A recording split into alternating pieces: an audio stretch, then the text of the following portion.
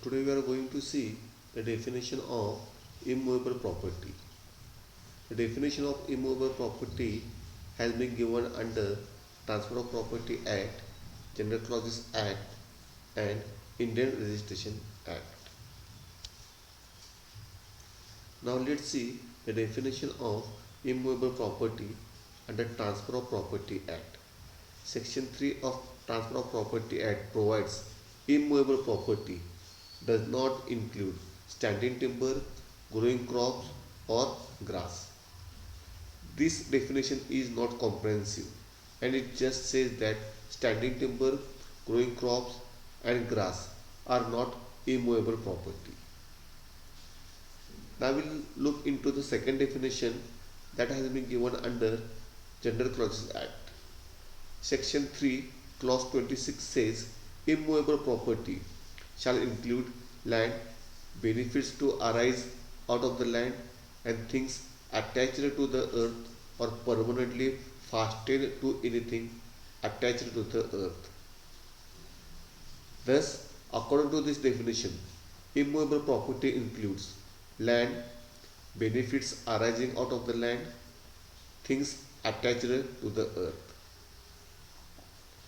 Now let's see the definition of immovable property under Indian Registration Act. Section 2, clause 6 says immovable property includes land, building, hereditary allowances, right to ways, lights, ferries, fisheries, or any other benefits to arise out of the land and things attached to the earth or permanently fastened to anything which is attached to the earth, but not standing timber, growing crop or grass. Thus, the definition is not complete and it is somewhat related to definition of Transfer of Property Act. If we combine all the three definitions given under Transfer of Property Act, General Clauses Act and Indian Registration Act, the immovable property includes land, benefits arising out of the land, things attached to the earth. In things attached to the earth, what it's include? Things embedded in the earth, things attached to what is so embedded in the earth, things rooted in the earth except standing timber, growing crop or grass. Now we will see in details the meaning of all these things which are comes under the immovable property. First, land. The land includes everything on the surface, below the surface and above the surface of the land. Anything still it is not removed from the land will be considered as immovable property. So, immovable property for the land is nothing but a determinate portion of the earth's surface, possible the column of space above the surface, the ground beneath the surface, all objects which are on or under the surface in its natural state. For example, minerals. Land includes lake, ponds and rivers within its boundary. They are called land covered by water.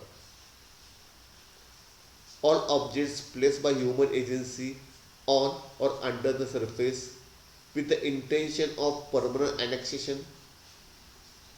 For example, building walls are comes under this category. Now we'll see what is meant by benefits arising out of the land or what are the things that are been included under benefits arising out of the land. Property may be classified as tangible property and intangible property. Tangible properties are all those properties which can be touched or which have physical existence. Intangible property is the exact opposite and thus they have no physical existence and hence they cannot be touched and have no physical existence. They are in the form of some rights or benefits which a person gets from land. Therefore, any right by which a person makes profit or gain is known as his beneficiary right. Thus, a benefit arising out of land will also be immovable property. It is so because it is incidental to earth and it cannot be served from it. Right to capture fishes from the lake is an example of benefit arising out of the land.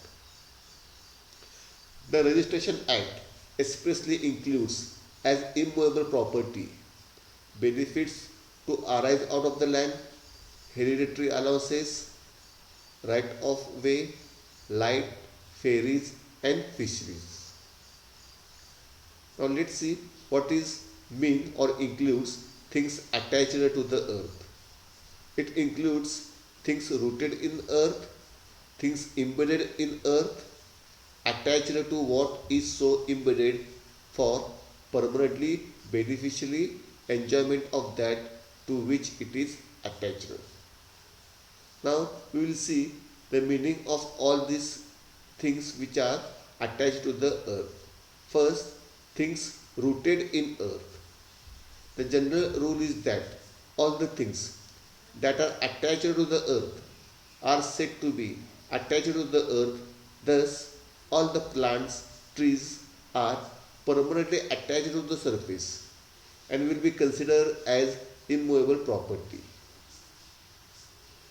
But there are certain exceptions, that is growing crops, grass and standing timber, though rooted in the earth, are considered as movable property.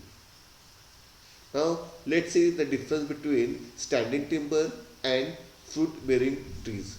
Both are rooted in the earth, but timber is useful for construction of house, but for that it has to be cut and served from the land, and then only it can be used. That is why it is considered as movable property. On the other hand, trees bearing fruits are useful when they are rooted in the earth, and that is why they are regarded as immovable property. Now let's understand what is meant by things embedded in the earth. Things which are fixed below the level to which it will go by its weight are considered as things embedded in the earth. The concept intends to include those that are manually or mechanically put down deep in earth, much beyond what would it otherwise go by its weight.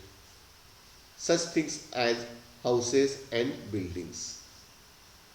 Where the things are just placed without the intention of making them part of the land, they are treated as movable property.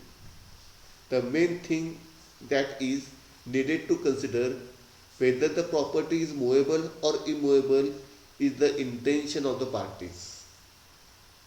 The general rule is that what is annexed to the land becomes part of the land, but it is nearly impossible to accurately tell the degree on annexation required to consider it as immovable property.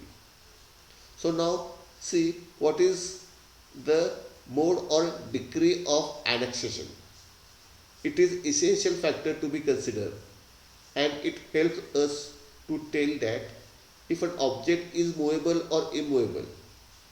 If a thing cannot be removed without causing severe damage to the land, then it is considered that the object has been embedded in perpetuity and it has to be treated as immovable property. At the same time, we have to consider the object of annexation.